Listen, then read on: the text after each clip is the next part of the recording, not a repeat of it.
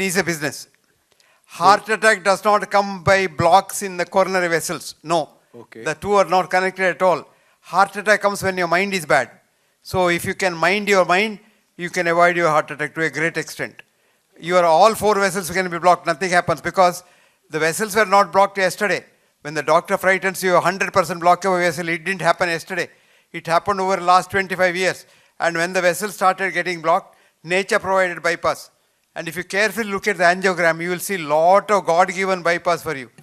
And they're called collaterals. You don't have to worry. They are much better than others because then your heart learns to live with less blood supply.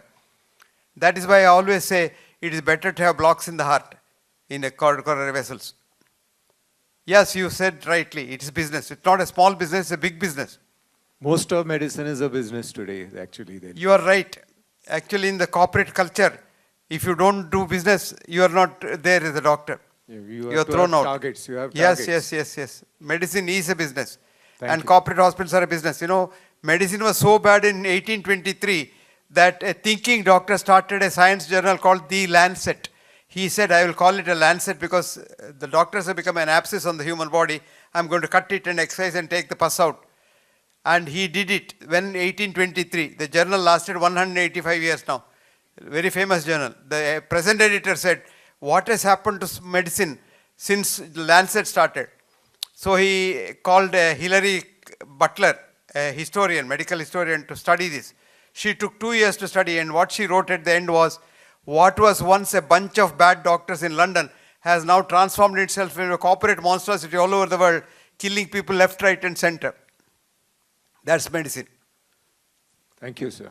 If it is not a business, it doesn't exist. Yes, madam. No, sit down. Please sit down. No, sir. It's okay. Please, for heaven's sake. Oh, absolutely fine. Good morning, good afternoon. Good afternoon, good morning. I just want to ask one thing. Just you said medicine is a business.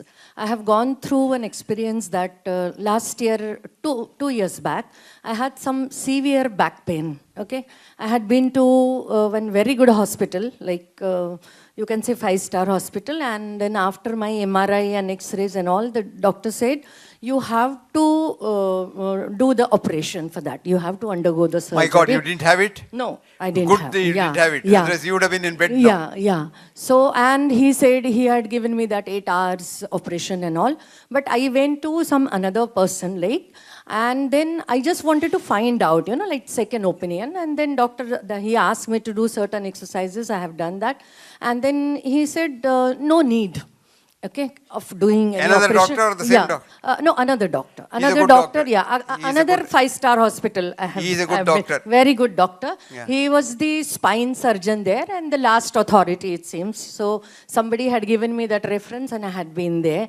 So, and again, this year, some problem I had gone to another regular orthopedics doctor, not to the you can say that so-called third doctor. Okay, and that third doctor also said no need of operation. How can that doctor had suggested this? Okay, so this is the story.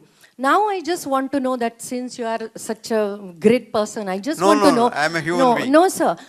Can a patient has got that right to ask before sleeping on the operation table? That I just want to know that exactly what had happened. Is any rule is there in your medical ethics or in our law system? I just want to know because this had happened for many people, even angiography, angioplasty. So many people, they are suffering through this. As you said, medicine is nothing but business. So as a common people, rather human beings, do we have any that kind of system that we can just go and find out whether this operation is needed, whether really there is a blockage, or again will flow in the stream? I really want to find out. It's a good question. I'll give you a very simple solution as a patient.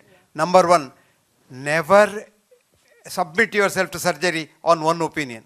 Okay. Take a second opinion. Because medicine you can take, if something goes wrong, you can survive. But surgery, if supposing they had operated on your back, you would have lost your power in the limbs permanently. Yeah. I have a doctor who went for this kind of a surgery because I always say never go for back surgery. And he's completely paralyzed now.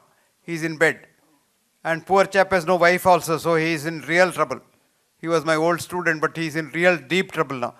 Now, the other thing I would like to use, when you have a backache, never see a doctor. See a physiotherapist.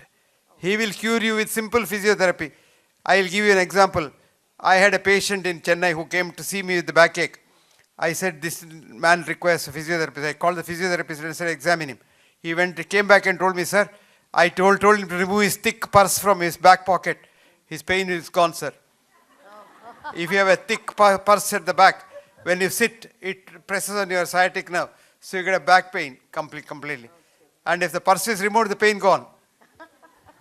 So you must have a sensible doctor. Yes. Never subject yourself to surgery, any kind of surgery, with one opinion. But they'll trick you. What they'll tell is, supposing you say, I don't want an angioplasty now, the surgery done, I'll go and take a second opinion. He says, I don't know, I can't guarantee. You go to the next place, you will die on the way. Which is all not true. That's the thing. Not true at all. Yeah. You can always take a second opinion. So that's the psychology, no? Like we feel it is emergency and then again we have been Amma, cheated if we sometimes. don't use the psychology, we can't make you a bakra of you. Okay, yeah, that's also true. I'll tell you, one of Yeah. my students, a Yeah. very good student of mine, passed his MD and joined a 5-star corporate hospital. One day he was seeing a patient in the OP. So he was trying to tell the patient something. Then the cardiac surgeon was passing by. So he called him, come out, I want to talk to you. He went out. He said, see, in a corporate hospital, this is what you do. You first, when the patient comes, find out who is funding him, whether he has insurance, whether he's got rich parents, whether he has a lot of money. In that case, you refer him to me. I will manage him. Supposing he doesn't have anything, then you give him whatever you do and send him off. It requires medicines only. So you have to intervene to make money. And we have to make a bakra of you by putting fear into your head, saying that your vessels are all blocked. I am happy that vessels are blocked. If somebody's vessels are blocked, he'll live long. I have a chap who came to me 40 years ago with all the 4 vessels blocked in the heart. But so much collaterals he had, his whole angiogram was looking like collaterals. So he came to me, I told him, you don't require anything, you forget about it. And you go home and enjoy life. But his children thought this village doctor doesn't know. So they were all in America. They took him to America. They took the same angiogram, took him to Mayo Clinic. The Mayo Clinic doctor saw that and said, ask your father to go home, have a peg of whiskey every night and enjoy life. And now he is 94. 94. He's still alive. 54 years later. Absolutely fine with all the vessels blocked. Nature is a great doctor. Nature does all the things. And backache for a woman should never go to a doctor. Backache is due to bad posture. Sit straight. All right. Don't slouch in the chair. That's what most of us do. Even I do that. My son says, you advise everybody, but you slouch in the chair.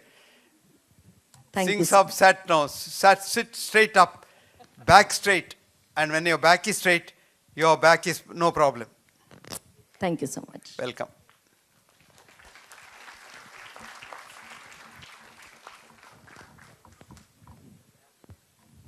Good afternoon.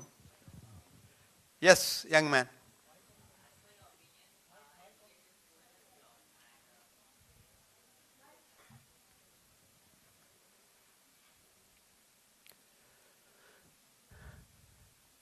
Tell me. You believe that our education system is flawed, and I'm a frustrated student, so I believe the same, but then if it's such a big system, how do you think it will change? Like, thank you very much. It's a good thing. He thought there is a shortcut. He is a frustrated student. So I'll give him a solution. As long as the system persists, you have to go through the system and pass your exam, because if you don't have a degree, nobody bothers about you. But you are right. That degree is useless, as somebody said. But then you have to have a degree to be somebody. Supposing you talk without having a degree, nobody bothers about you. Supposing I had said this without any one of my qualifications, you would have been laughing at me. Now that I say that, you say, okay, this ass must be knowing something, so he's talking. So have a degree first.